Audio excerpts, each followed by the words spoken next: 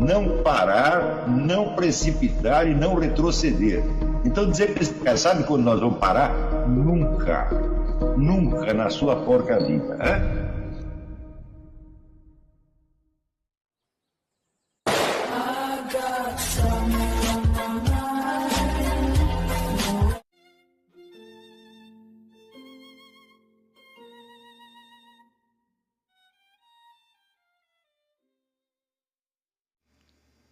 E aí pessoal, tranquilo?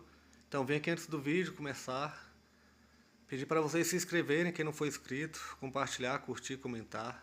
Quem puder seja membro do canal, que isso ajuda bastante. Tem também o link do Apoia-se. Quem puder ajudar nosso canal e apoiar financeiramente vai ser muito bem-vindo. Mas o mais importante é transmitir o conteúdo e os conhecimentos do professor Olavo de Carvalho para mais e mais brasileiros. Então compartilhe e ajude aí nossa causa. Muito obrigado a todos os membros, apoiadores do canal. Fico muito feliz. Tenho certeza que a gente está no caminho certo. Então fiquem com o vídeo e até mais. Valeu! É a doutrina segundo a qual o mundo objetivo existe e nós podemos conhecê-lo. Tá certo? Só que, diz aqui o Joseph Marchand, era um realismo dogmático inconsciente. Ou seja, era uma crença que lhe parecia àqueles sujeitos tão natural, tão óbvio, tão inevitável que eles jamais a questionavam. Então, não se tratava ainda de um realismo crítico, como aparecerá mais tarde. Em geral, quase todos os textos filosóficos, quando você fala de crítica, é crítica do conhecimento. Então, problema crítico, realismo crítico, etc., sempre se refere a investigação crítica do problema do conhecimento e da possibilidade da certeza no conhecimento. Tá? Então ele diz que esse dogmatismo era realista porque era inconsciente. Tá certo? Isso quer dizer, existe uma tendência natural do espírito humano a acreditar que o mundo objetivo existe e que nós podemos conhecê-lo. É isto. É isto o que nós verificamos na prática de todos os dias. Por exemplo, se você está dirigindo um carro, alguém buzina atrás querendo ultrapassar você, bom, você não vai pensar, neste momento você não vai parar para pensar se este carro existe efetivamente ou se é uma ilusão do seu entendimento. Você parte do princípio de que ele existe e que se você não der passagem para ele, bom, alguma coisa pode acontecer. Do mesmo modo, se vem um cão feroz atacando você, você não vai parar naquele momento e dizer, mas esse cão é uma ilusão do meu entendimento, é um produto da minha mente, ou ele existe objetivamente. Quer dizer, você vai dar no pé, não é isso? Antes que o cachorro te morda. Portanto, você parte do princípio de que o cachorro existe. De que ele existe objetivamente no mundo físico, tá certo? E de que o conhecimento que você tem dele é apropriado. Tão apropriado que você, com base nesse conhecimento, é capaz de tomar a atitude mais conveniente no momento, ou sair correndo, ou ameaçar o cachorro com um pau, ou fazer alguma coisa, né? Tá certo? Então, quer dizer, esse dogmatismo real, o que é um dogmatismo? Dogmatismo é uma crença que não pode ser contestada. É uma crença afirmativa. Dogma é uma afirmação. Né? Então, uma afirmação dogmática inconsciente. Quer dizer, ela é tão óbvia que ela não precisa ser declarada. Ela só será declarada mais tarde, quando surgir a hipótese contrária. Não é isso? Então, um realismo, no sentido filosófico, só surgirá quando aparecer em oposição a ele um idealismo filosófico. E o idealismo dirá que, em suma, que a substância das coisas é mental ou é espiritual de algum modo, tá certo? E não uma presença material objetiva. Né? Por exemplo, isso acontecerá, por exemplo, no George Berkeley, haverá muitos filósofos, né, que explicarão a idealidade do mundo. Então, o termo realista, ele surge em oposição a idealista. Na verdade, o realismo é mais antigo, mas era idealismo inconsciente e não declarado. Ele era tão natural, tão espontâneo, que não era declarado. Né?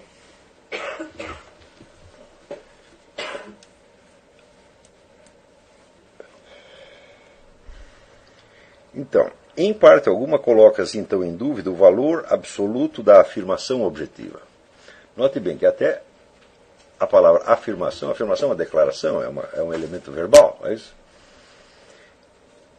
Esta afirmação não era sequer formulada, não era sequer feita. Quer dizer, ninguém dizia, existe um mundo objetivo, real, e nós podemos conhecê-lo. Ninguém dizia isso, por quê? Porque isso era óbvio, não precisava dizer. Tá certo?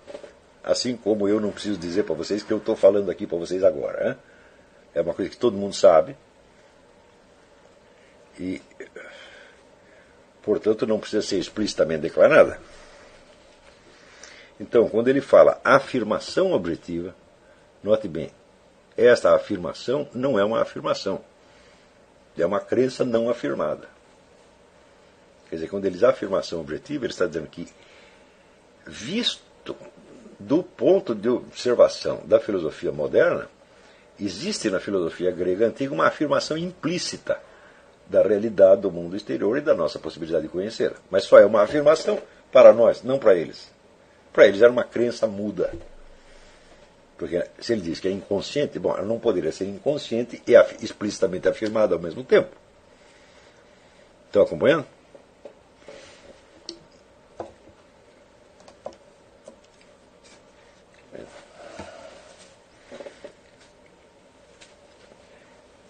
E ele diz que essa afirmação mesma, ela, no contexto grego, aparece ligada a todo o conteúdo de pensamento fornecido pela experiência. Ou seja, tudo o que você pense a partir daquilo que lhe chegou pelos sentidos vem acompanhado desta afirmação implícita de que se trata de uma realidade objetiva, cognoscível pelo ser humano.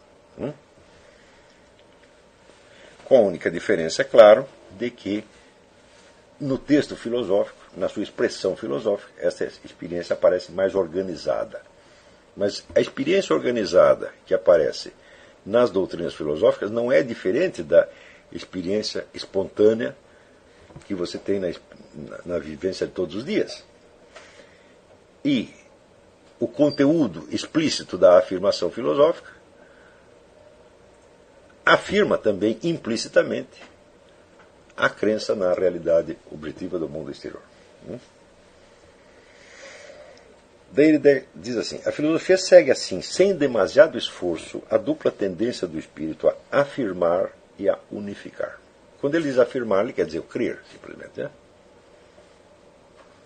Quer dizer que, então, a filosofia tem um conteúdo positivo. Positivo quer dizer afirmativo. Ela coloca alguma coisa. Ela não está questionando, ela está colocando alguma coisa que ela acredita. Né? E nesta coisa que ela acredita, se um filósofo acredita que o mundo é assim ou assado, embaixo de todas as diferentes afirmações dos filósofos, tem uma afirmação subentendida que é comum a todos eles, que é a afirmação da existência do mundo exterior e da nossa possibilidade de conhecê-lo. Não é isso? E a tendência do espírito a afirmar, portanto, a ser um espírito positivo e não apenas questionante ou crítico, tá certo? Ninguém pode viver só de crenças negativas, em alguma coisa você tem que acreditar. Né? Como dizia Einstein, até o sujeito que não acredita em nada precisa de uma garota que acredite nele. Né?